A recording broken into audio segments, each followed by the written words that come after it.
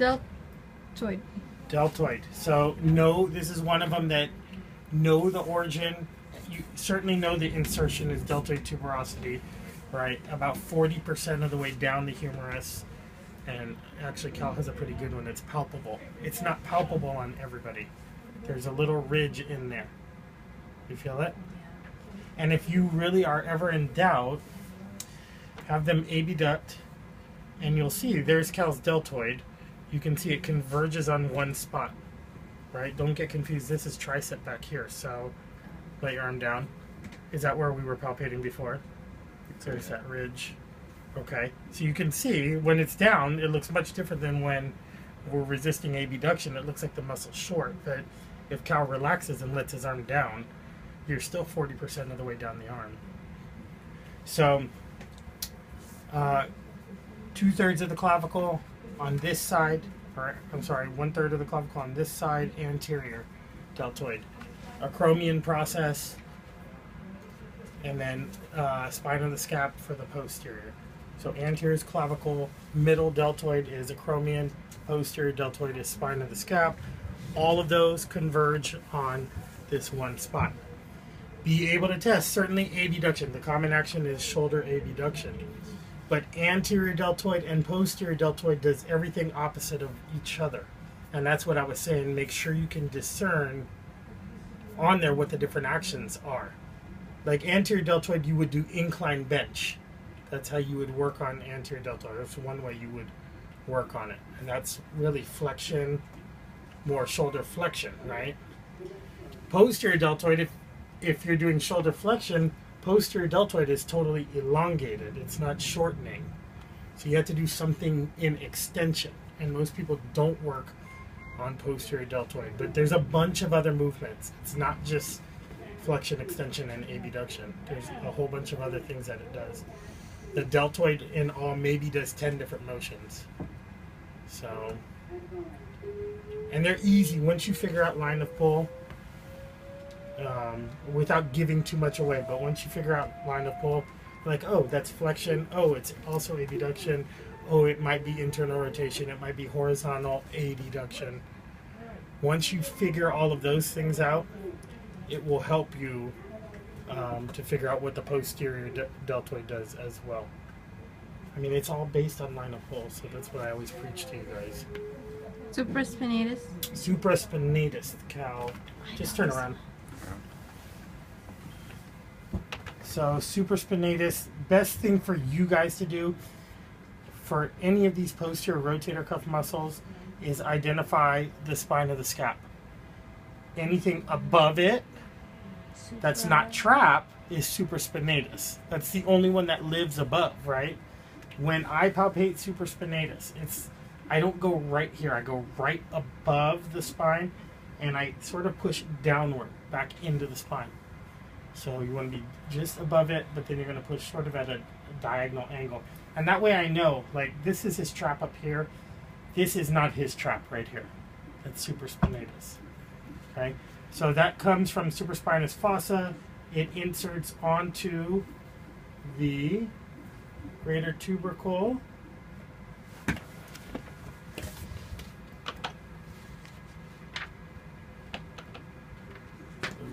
Greater. So the tendon is about right there. And that's the 12 o'clock position on the greater tubercle. So get good at identifying. We did this back at level 2 maybe, where you have to find the tubercles. Yeah. Get good at finding them, and once you find greater, think of it like a clock.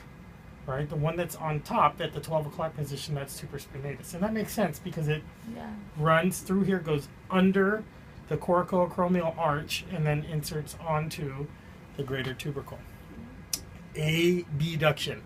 So for all of these, I'm probably going to say, well, how do you activate it? Abduction. So make sure you resist abduction. You want to resist whatever motion activates it. Infraspinatus. Infraspinatus is most of the meat below the spine of the scap. So again, we go back to our reference point, which is spine of the scap, come below it, and it's most of this here. At least this top 2/3 is covered by infraspinatus. And so that comes to a common tendon at, in this case, the 9 o'clock position on his greater tubercle. So it converges. If you found the top of it, now you want to come to the 9 o'clock position.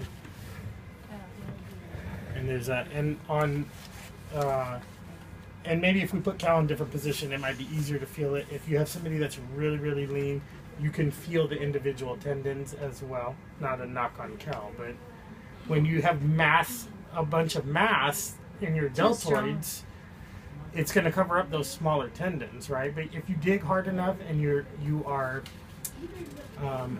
good with your fingers, you can feel it. And it gets tight right through there. Sorry, Cal, my nail. Infraspinatus, action. Abduction. No. Wait, resist abduction or something? No. That was supraspinatus. Oh. Infraspinatus, what do you resist? Draw the line. Boom to boom. What does it do? Maybe. No, it would have to be up top to do AB. Extend. Lateral rotation. Lateral rotation. So let's start Cal here, neutral. And the muscle's already kind of tight because it knows it has to stabilize the head of the humerus. Let's resist external rotation. And the whole muscle immediately tightens up. So palpate there, Lita. And now I'm just going to have Cal relaxed. And is it supple again? Yeah. Now push, Cal. Is it hard? Yeah. Okay. So that's how you check. Same thing with Terry's minor, only now you're farther down on the axillary border, right? And so, again, if you can identify the scap, like, it'd be ideal to maybe lay Cal down again, put his arm behind his back, and find all the borders of the scap. And that way you can say, okay, well, this is the lateral border or axillary border of the scap. It's a thin rope-like muscle. That's where it gets its name, teres. It runs to the 8 o'clock position on the greater tubercle. So basically from the axillary border out to the greater tubercle, about the 8 o'clock position. So that they go 12, on this arm anyway, 12 o'clock, 9 o'clock, 8 o'clock. If we went to the other arm, it's probably 12 o'clock, 3 o'clock, 4 o'clock. Yeah. So again, external rotation, resist external rotation, and you should be able to find this. Just be able to discern, is it higher up on the greater tubercle or is it lower? And that will tell you which one it is if you're looking at the insertion. Subscapularis. Subscap. So can I really feel subscap? I would have to go through his chest, through his rib cage, and touch the front of his scapula. So there's only really one place to access it. And you can, I guess if they are winging, you could get underneath the scap, but that doesn't help us a lot. So where does subscap insert? Lesser and tubercle. Lesser tubercle. So let's find lesser. So there it is. Okay, so I know if I'm on that, it should be a little tender. Is that a little tender? Oh, yeah. Yeah. So that's where subscap inserts. If I'm too far over, I'm in the bicipital groove too far over. It doesn't insert over there. It inserts on the lesser. So we can come over here and we can try to discern where it is, but I'm probably going to get some major muscles involved. So Cal, what I want you to do is, from this position, I want you to internally rotate. And then I'm going to palpate just along that border. And I know this is lesser because here's the groove. So I'm going to go just below the groove. And that's subscap. Okay. So know the origin and insertion for sure on that one. Pec major. Pec major runs the length of his sternum, the medial 2/3 of his clavicle. It's this big arc-shaped muscle. Those all converge into one point, and that point is over here on the other side of the bicipital groove. Right, so it comes over this lip, more or less. So find the bicipital groove, and you've kind of found the insertion point. And pretty obvious on Cal. So boom to here, right? Basically here to here. And no, there's two heads, clavicular and sternal head, so they each do something different. Common actions, internal rotation. So you can again start them up and rotate them down. And you can see Cal's chest gets tight, but the one that's famous or infamous is probably horizontal adduction or horizontal flexion. So fly in, Cal. So he's flying and his chest gets tight, but of course the chair wants to move. So if we did it with both, and I resisted him with both, then both of his pecs are tight right now. Of course, now I don't have any hands to palpate, so, but pretty easy to find. Even on a female, be able to discern the difference between the muscle tissue and then the breast tissue. And you should be able to just activate the muscle and you'll feel it gets hard. The breast tissue doesn't get hard, right? So be able to feel the difference. Pec minor. Pec minor. So ribs, 3, 4, 5 to coracoid, right? So it looks something like that as it comes down. So find the coracoid, and you guys got good at finding the coracoid. I know I don't want to be on the humerus. I want to be on the scap.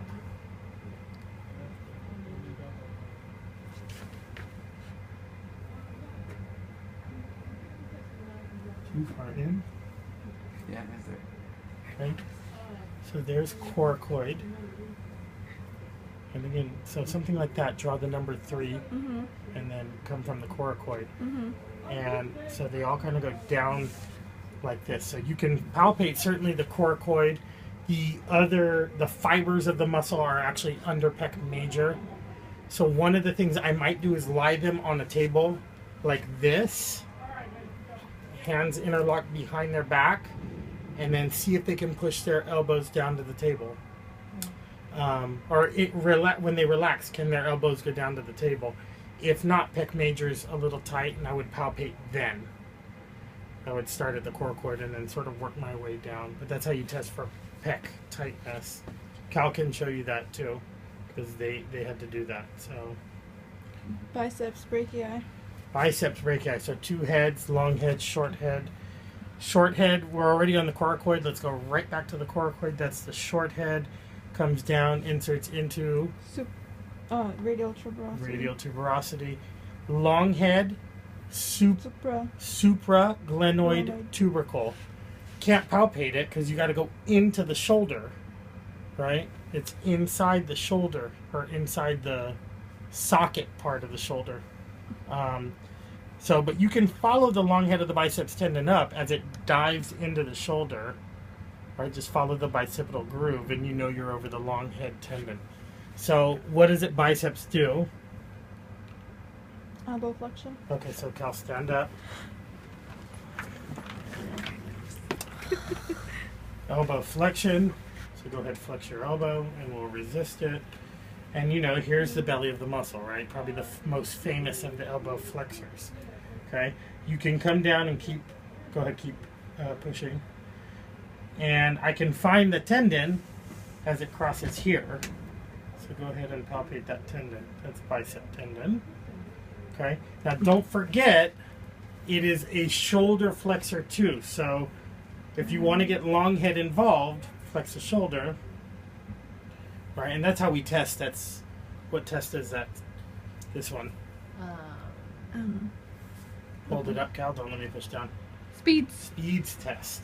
So that's how you test that, right? Okay. That's basically a manual muscle test for the long head of the bicep. But it's really looking for impingement of that structure. Brachialis.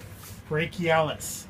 Brachialis is the strongest of all the elbow flexors, although it doesn't get as much pub. So most everything on the front of the humerus that's not bicep is brachialis. It's most of the meat underneath the bicep. So you can lift the 2 heads of the bicep up.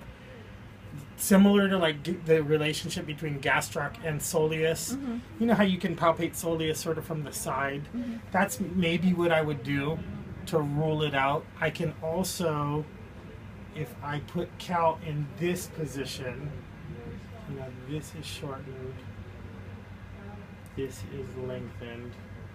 Now you activate And rotate right. and rotate. Well, rotate that way, right? That's brachialis.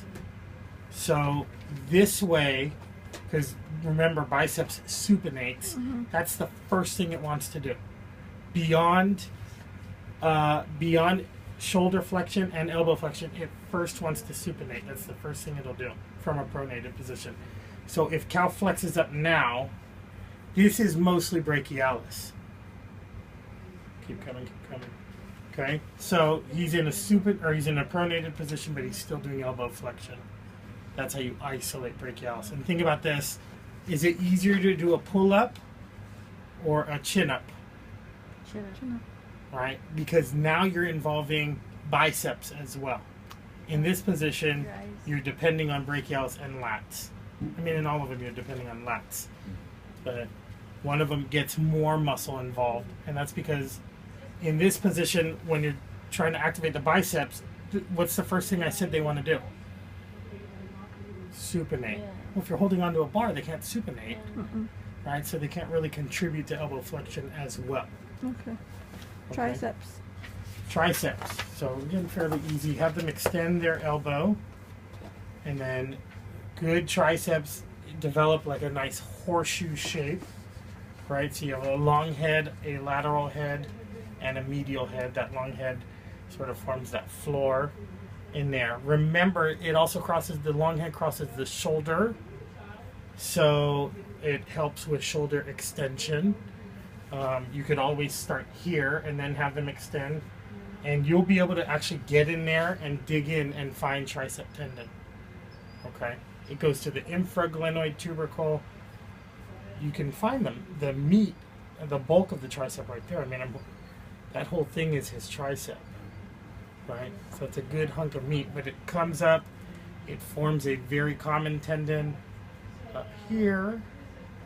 And so if I go right at the top of the axilla, there's the tendon in there. So now extend, Cal. And that becomes very, very hard and rigid, where it's supple now. Should be supple. Right, now extend, Whoa. and then it tightens. Okay. Brachioradialis. Brachioradialis. Cal's holding a can of beer. Sorry, soda. Okay. Push up into my hand. So you see this ridge right here? That's brachioradialis. Find a good curveball pitcher, and you'll see this is really well developed. Most pitchers, this is really well developed, but you can always have them push up like underneath a desk and push up. So instead of him pushing a desk, he's pushing on me right now. Lateral supracondylar ridge of the humerus comes all the way down, inserts down onto the styloid here. There's the bulk of the muscle. It becomes very tendinous down here, but here is the flex it, Cal.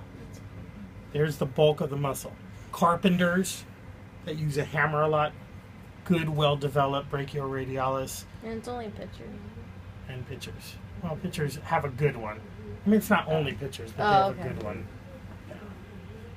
So palms are neutral, right? They're not supinated or pronated. They're neutral, pushing up into flexion. So it's elbow flexion in this hammer position.